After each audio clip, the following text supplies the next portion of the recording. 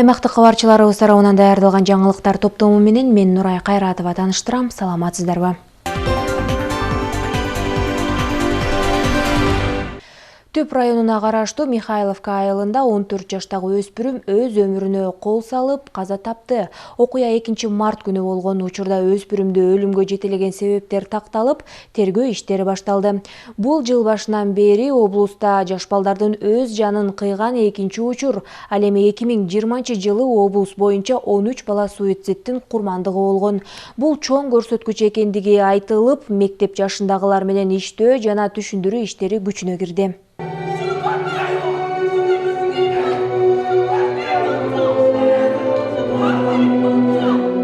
Нурлан өткөл курагы ата-энесинен алыс өтүп, ага жеңесинин колунда тарбияланып жаткан өспүрүм. Ата-эне мээри менен өксүп, күтүү менен өткөн кунарсыз күндөрү туугандарынын зомбулугу менен коштолот. Акыры жакындары кылган ырайымсыз мамиленин чеги аны өз өмүрүнө кол салууга түртөт. Акча турмушчу. Атам Россиядан салганда берем. Я!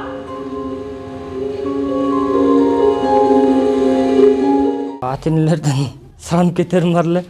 Чет мамлекетке кетпей эле койгула. Кыргызстанда деле жумуш табылат.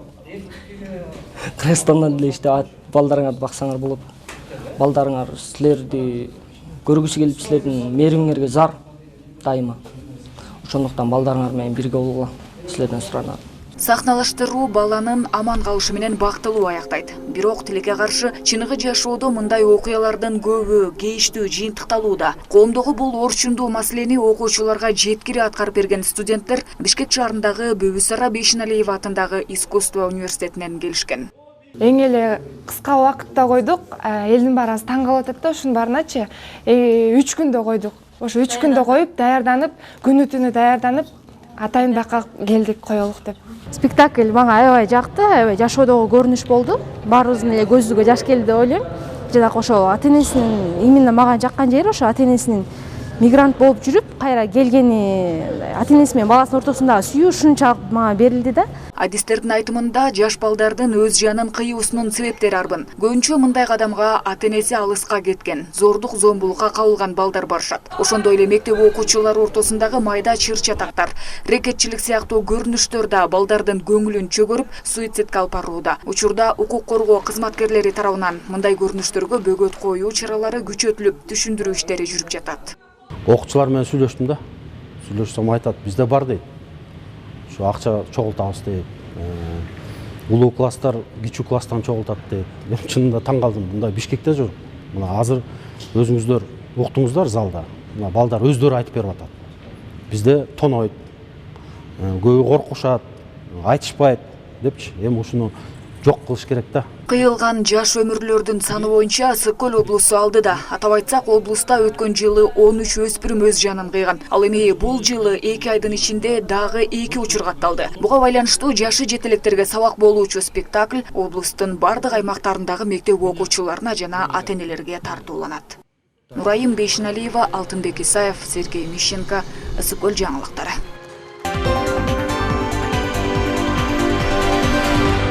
Аксы районундагы Кара Суу айыл аймагынан 19 адам спирттик ичимдиктен ууланып, анын ичинен 6 адам кайтыш болду. Учурда жабырлануучулар Кара Суу айыл аймагындагы ооруканада дарыланышууда. Кененирээк аймактык кабарчыбыз айтып берет. Каргашалуу окуя болуп өткөндөн кийин атайын комиссия Кара Суу айылында болуп, бул кырсыкка катыштыгы бар бардык жарандардын үйлөрүнөн кабар алып чыкты. Өлгөндөр ушу 6, алар ушу областтан да келди, судмед эксперт. Бардын азыр текшеришип атат. Эртең Бишкекке жөнөтөт дейт. Калган бардык үй бүлөлөрдөн 18-ин больницага алып келди. Бирөөсү терапия бөлүмүндө жатат. Калган 7-өө азыр врачтын көзөмөлүндө. Мен өзүм барып кабар алдым. Алардын акыбалы азыр канааттандырарлык, бардыгы жакшы. Эми ошо үй бүлөлөрүнө дагы ушу мен терең кайгыруу менен көңүл айтам. Кече 4-март күнү күндүзгү саат 3-4 чамасында дагы 7 адам Аксы аймактык ооруканасына алынып келинип жаткырылган. Алардын акыбалы жакшы экенин дарыгерлер ырастайт. Аксы аймактык ооруканасына Аксы районунун Кара Суу айыл өкмөтүндө белгисиз затка ууланып кайрылгандар жалпы саны 11. Алардын ичинен каза болгондор 3 болду. Калгандары азыр Аксай аймактык ооруканасында дарыланып атат, тиешелүү изилдөөлөр жүрүп атат. Дары-дармек бардык нерселер жетиштүү. Мында келгендердин баары улангандар эмес, бирок алдын алып медициналык кароодон өткөрүп жатышат. Ошо кафеге барганбыз. Чай ырасташкан экен. Ошо тамагын ичкем, ичкилик ичпеген мен. Эч жерим оорубады. Жакшы кече ошо бирке лечение кылып кой дегенден келип жаттым ошол жерге. Врачтарга бардыгына ыраазычылык айтам. Рахмат, жакшы карашты. Улануудан каза тапкан маркумдар бүгүн 5 март күнү жерге берилди.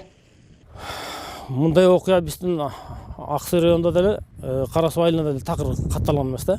Мисалы биздин Кара Суу айылы өкмөтүндө ичимдикке тыюу салынганда башта азыр 4-жылдын жүзү болуп аткан да.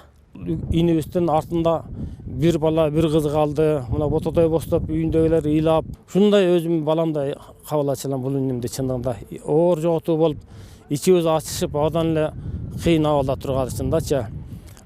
Ичкилик арты өкүнүч деген ушул. Андыктан ар бир ишти жасаарда мурда ойлонуп, анан кадам шилтөө керек деген болуп өткөн окуя дагы бир жолу далилдеди. Диана Раймжанова, Абдымомун Калбаев, Нурболот Мамбеталиев, Аксай району.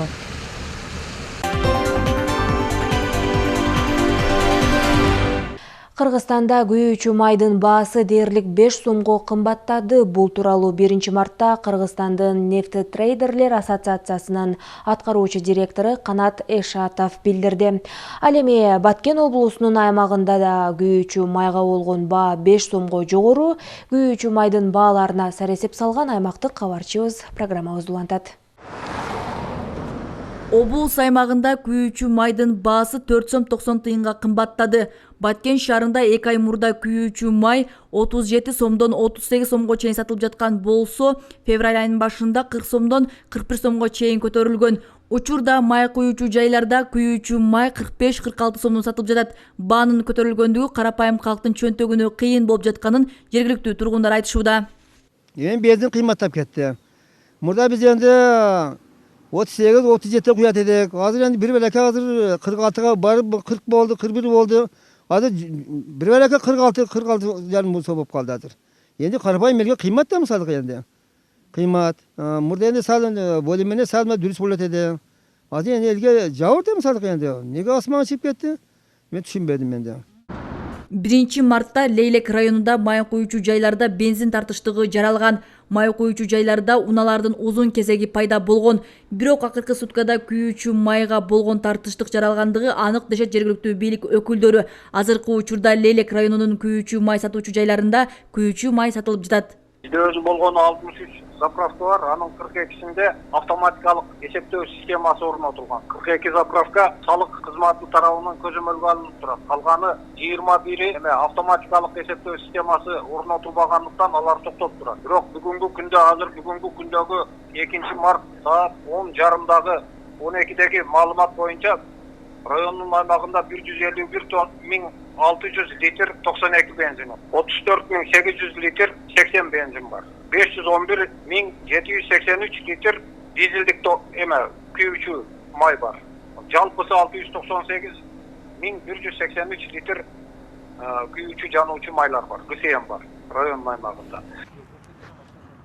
Март айында күйүүчү майдын баалары 7-8 сомго кымбатташы мүмкүн дешет. Күйүүчү майдын баасы доллардын көтөрүлүшүнө жана сырттан коюлуп келген баага көз каранды экени маалым. Баанын көтөрүлгөндүгүнүн себеби дүйнөлүк базардагы баанын көтөрүлүшү. Доллар менен евронун кымбатташы менен түшүндүрүп жатышат антимонополия кызматкерлери. Нефть трейдерлер ассоциациясынын берген маалыматы боюнча бизге Кыргызстан боюнча 1.200.000 тонна керектелсе, бүгүнкү күндө ошо 20%-ны биздин өзүн кыргызстандык баягы май чыгарган ишканалар өзү камсыз кылыш керек эле да.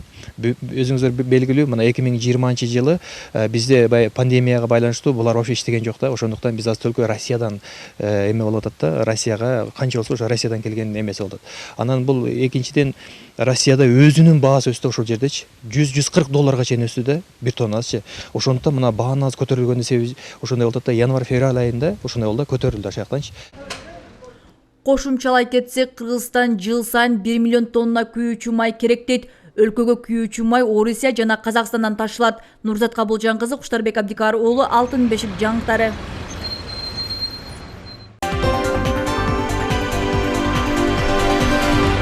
Москва районунун Төлөк айылында бир топ жыл мурун жарактан чыккан балдар бакчасы капиталдык ремонттон кийин кайра эшигин ачты.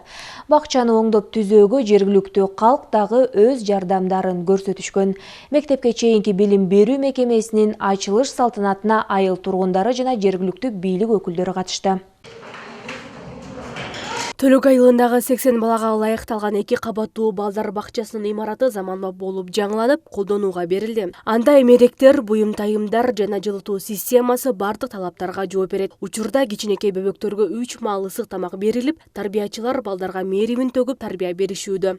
Ушул жерде балдар билим алышына биз бардык коллектив аракет кылып атабыз. Бүгүн биз дагы аябай бүгүн биринчи жумуш күнүбүз башталып, кубанычтабыз. Окутуу иштери план боюнча, расписание боюнча музыка сабагы болот, кеп өстүрүү, айлана чөйрөө сабагы болот. Бардык сабактар болот. 1976 жылы курулган бала бакча аз убакыт иштеп, кийин каралбай калган. Жергиликтүү бийлик имаратты оңдоп түзөө үчүн долбоорлорду иштеп чыкканы менен каражат тартыштыгы болгон. Ошентсе да жергиликтүү бюджеттен 1,5 миллион сомго жакын акча бөлүнүп, айыл тургундары да өз салымын кошушкан. Оңдоп түзөө иштерине жалпысынан 5,5 миллион сомго жакын акча каражаты сарпталган. Ушу проекттердин баарын даярдаганга, сметаларын жазганга өзүм жардам берип, шаарга чейин акча бөлүштүргөнгө жардам бердик. Ошол мен даже өзүм строитель болом, ушул ремонтко тендерге катышып, өзүм низкий баар мезгим утуп алгам да, ушул айылга жардам берели деп, өзүбүздүн айылга өзүбүз иштеп, жакшы нерселерин жасап берели деп утуп алып, ошону жасадык. Ошо тендерлер бүткөндөн кийин деле көйгөйлөр көп болот экен, майда чүйдалар жетишпеген, жана оюнчу, китеп, дегендердин баарын, ошолордун баарын жетпегендерин алып бергенге да жардам бердим да, ушу айылдардан да чогулду, анан мен да өзүмчө шаардан оюнчу заказ берип. Капиталдык ремонт иши 2019 жылы башталып, 2020 жылы март айында толук аяктаган. Ишти бүткөрүүгө пандемия кедергисин тийгизген. Балдарын бакчада тарбияланышын каалаган ата-энелер үчүн бул жайдын ачылышы жакшы жаңылык болду. Канча балдар көчөдө жүрчү, тарбиясы жок, анан кийин мектепке чейин билимдери жок. Анан кийин азыр прям сүйүнүп атам да ушу бакчанын ачылышына. Мектеп жашынан жете элек бөбөктөрдүн бакчага баруусу алардын келечекте мыкты инсан болуп тарбиялануусуна өөлгө болот, дейт элеттиктер. Улзат Байырбекова, Асылбек Курманалиев, Адина Болотбекова, СТВ.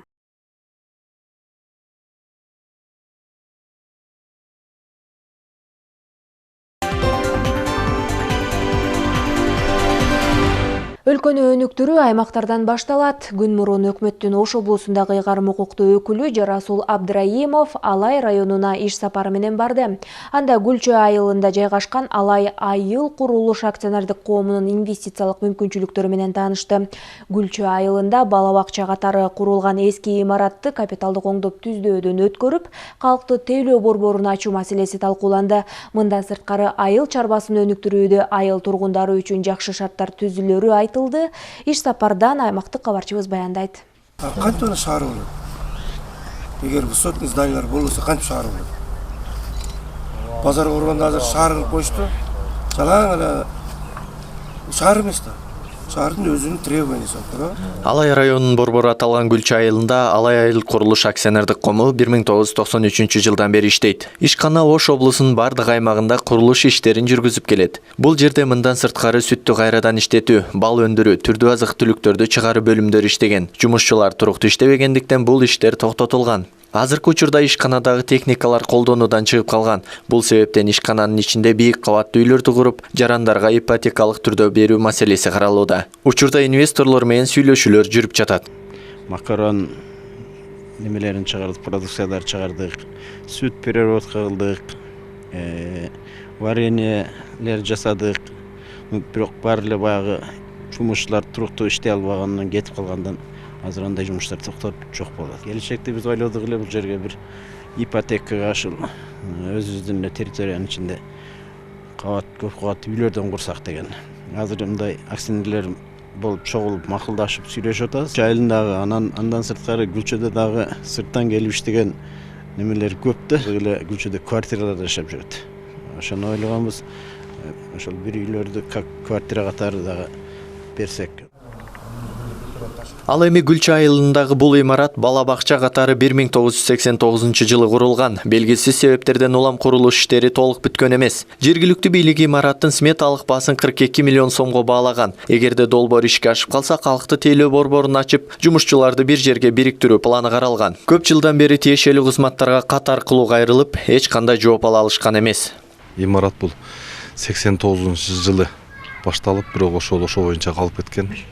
Бардык өкүлдөргө, бардык өкмөттүн тармактарына кайрылып атабыз. Сметасын, проектисин жасатып койгонбуз 42 миллиондук. Аны бүтүрүп берсе, ушу калкты тейлөө борбору ачайын деген оюбуз бар. Себеби бул жердеги азыр ЗАГС, паспорт стол, архитектура, экотегинспекция деген немелердин бардыгы азыр ушул убакта мына поштанын эмесинде, имаратында арендада отурушат. Ошол суроо жооп менен Иш сапардын жүрүшүндө Жарасул Абдраимов Ош облусунун регионалдык экономикалык өнүгүүсү аттуу долбоору боюнча семинарга да катышты. Анын алкагында айыл чарбасын өнүктүрүү үчүн Дүйнөлүк банк тарабынан 60 миллион сом акча бөлүнүп, жарандарга 1,5% насыя берилери айтылды. Облус башчысы айыл тургундарын бөлүнгөн акчаны эффективдүү колдонууга чакырды. Ушул кредитти, ушул келип аткан каражатты бир жакшы эффективдүү колдонушубуз керек болуп атат. Ошон үчүн проекттер аябай мындай серьезный проекттер болуш керек, эсептелинген. Анан азыр эми сиздер билесиздер, алайда ушу чоң алайда кандай жумуш кылса болот эле, ошого канча каражат керектигин да билесиздер. Азыр эми ошо шарттары менен таанышып алсаңыздар жакшы болот. Андан кийин бизде ошол Ошто обл администрациянын зданиясында, мен отурган жерде өкүлчүлүктөр бар. Ошол жерге чейин келип тактап турсаңыздар болот. Гүлчө айылынын социалдык экономикалык жактан өсүп өнүгүүсү үчүн алгылыктуу жумуштар жасалат. Көйгөйлөр жакын арада чечилип, айыл чарбасын өнүктүрүүдө жакшы мүмкүнчүлүктөр да ачыларын облус башчысы убадалады. Исхак Туратбеков, Самат Сайдамат уулу, Ош ТВ.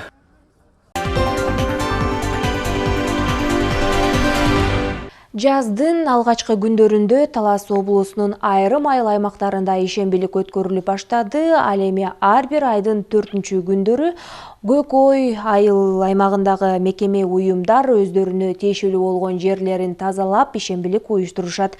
Ишембиликтин жүрүшүн Таластагы кабарчыбыз айтып берет.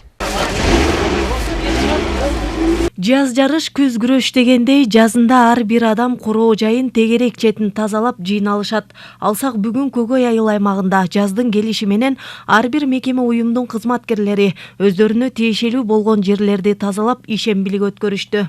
Алгачкы күндөрдөн баштап тегерек чекелерин баарын иретке келтирип, тазалыкка келтирип, тазалап жатабыз. Бул инициатива жылга эле болот. Бардыгыңыздарды ушул тазалыкты сактоого чакырам. Тазалык ден соолуктун негизи. Ар бирибиз ушул тазалыкты сактасак, биздин экология да таза болот, ден соолугубуз да таза болот. Эң биринчи нерсе ушу тазалыктан башташ керек. Ал эми Көк Ой айыл өкмөтүнүн башчысы Шамил Мурат ар бир айдын бейшемби күндөрү аталган айыл аймакта ишембилик өтөөрүн билдирди. Ошондой эле айыл тургундарын жоопкерчиликтүү болууга чакырып, эс алып барган жерлерин жыйнап, тазалап кетүүгө чакырат. Ошондой эле мында жыйналып жаткан таштандылар атайын капка салынып, айыл өкмөткө тиешелүү техниканын жардамы менен чыгарылып, таштанды төгүлүүчү жайга алып барып төгүлөт. Ушундай демилгелерди мындан дагы кененирээк улантсак, себеби биз баягы таза болгон негизи жакшы го. Ошондуктан мен ойлойм, ушундай нерселер улам болуп туруш керек да. Эл оозунда бизде панорама деп коет эмеспи? Бул Семетей подстанциясы жак Көк Ой айыл өкмөтүндө жайгашкан. Анан ошол жерге Талас шаарынын тургундары, башка район тургундары да келип кетишет дагы, бирок тилекке каршы өздөрүнүн мусорлорун жана башка акыр-чикирлерин таштап кетип атат да. Анан ошого баягы урматтуу жарандарга кайрылып кетет элем. Ушуларды баягы тазалыкты сакташса, анан азыр ошо биз айылыбызды тазартып алгандан кийин баягы тартипке салуу максатында биз уже мыйзам чегинде чараларды көрө баштайбыз да. Ал эми бул балдар кесиптик лицейдин окуучулары. Аларга бөлүнгөн жерди бири шыпырып жатса, бири кар астында калып, чириген жалбырактарды чогултуп тазалашууда. тазалык деген бул өзүбүз таза болсо, элибиз таза болсо, мамлекетибиз таза болот. Ошон үчүн жаңы бийлик, жаңы доор келип, жаңы айыл өкмөттөр жаштар менен бирге жакшы инициатива көтөрүп атат. Белгилесек, 2 жумадан соң Көгөй айыл өкмөтүндө көрктөндүрүү жана жашылдандыруу максатында 100 даанадан ашуун туя, ошондой эле гүлдөрдүн бир канча түрлөрү отургузулат. Көгөй айыл өкмөтүндө өткөрүлгөн ишембиликке мекеме уюмдардын кызматкерлери, мектеп окуучулары, активдүү жарандар жана башка бир катар тармактын өкүлдөрү катышты. Айгерим Дүйшөбаева, Узак Каныбек уулу, Урмат Доудурбеков, Талас району. 40 күндөн бери өлкөнү кыдырып жүргөн манасчылар бул ирет Жумгал районунда болуп, окуучулар арасында манас таануу интеллектуалдык таймашын өткөрүштү. Окуучулардын манас эпосуна болгон жөндөмүнө аймактан кабарчыбыз Мирбек Асаналиев баам салды. Искендер 5 жылдан бери манас айтып, манас дүйнөсүнө сүңгүп кирген окуучулардын бири. Ал районун Жаңарык айылынын Касымбек уулу Мамбеталы аттындагы орто мектебинин 8 классынын окуучусу. Айтымында манас айтуу ал үчүн сыймык. Келечекте чыгармачылыгын өркүндөтүүнү самаган кичинекей манасчы өз күчүн сынап көрдү. Мен өзүм 5 жылдан бери манас айтам. Көптөгөн кароо сынактардын, район, область, республикалык сынактардын жеңүүчүсүмүн. Мен азыр Отунчун Огойбаев орто мектебинде манас интеллектуалдык таймашы болуп атыптыр. Мен ошол жака өзүмдүн алган билимимди сынайын деп келдим. Буйрса отабыз деген чектебиз. Окуучулар арасында манас таануу интеллектуалдык сынагынын 10-сезону ачылды. Өлкөнүн 40 районун кыдырып келишкен уюштуруучулар бул ирет Чаек айылынын Отунчун Огойбаев атындагы орто мектебинде өткөрүшүп, ага жалпы 20 тайпа катышты. Сынактын алып баруучусу Азиз Баймырза уулу жыл сайын 100 миңдеген окуучу манас эпосун жайылтууга тартылаарын, бирок анын болгону 10 миңи гана манасты окуп жаткандыгын өкүндүрөөрүн белгилейт. Жыл сайын манастан интеллектуалдык таймашы Залкар манасчылар Саякбай Каралаевдин, Сагынбай Орозбактын варианттарын алып караганда 10 миңге жакын окуучуну манас эпосун окутууга жетишет.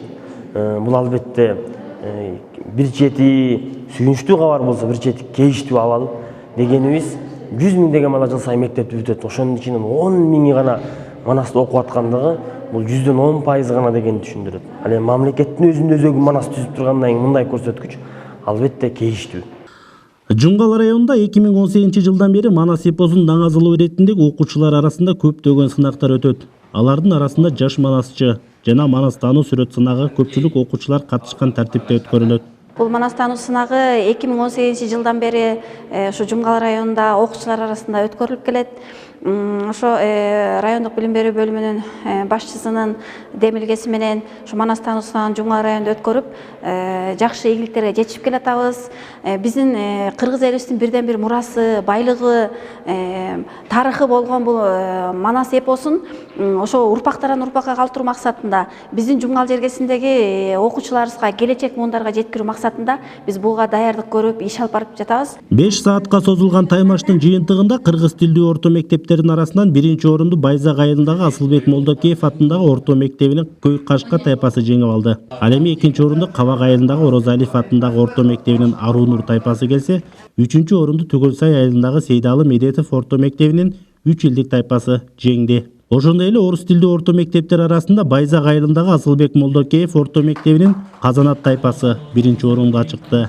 Минкуштагы Крупская орто мектебинин Каныкей тайпасы экинчи орунду алса, үчүнчү орунду Чаек айылындагы Отунчун Огойбаев атындагы орто мектебинин окуучулары багындырды.